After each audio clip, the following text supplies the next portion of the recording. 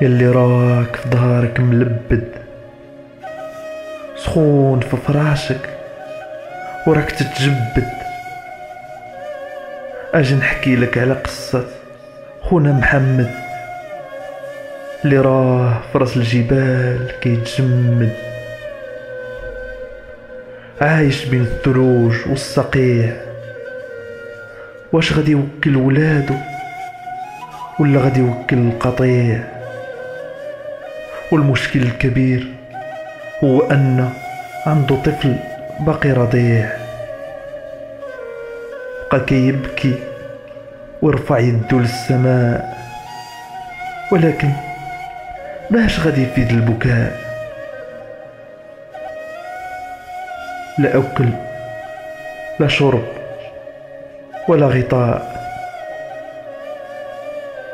دوت بنته وعلى وجهها كآبة، راه جاني البردة بابا. حمل شاقورو ومشى ما بين الحطابة، مشاو باش يقطعوا العواد من الغابة، لكن للأسف حصلهم بغابة. هرب خونا محمد وهربوا قاع الحطابة، رجع لدارو ما كاين لا حطب ولا طعام.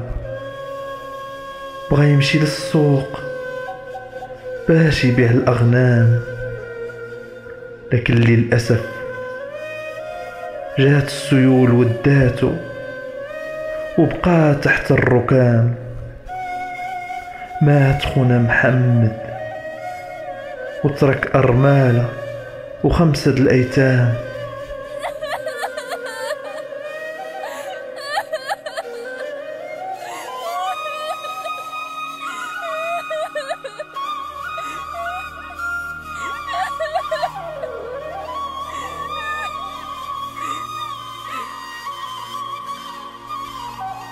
بقات امي فاطمة كتبكي ودموعها نازلة. يا سيدي ربي يا سيدي ربي، اش هاد الوحلة؟ بقدرك يا ربي راني راضية، لكن المعيشة صعيبة وغالية. كيفاش غادي ندير نعيش هاد الولاد؟ منين غادي نجيب ليهم الماكلة ومنين غادي نجيب العواد؟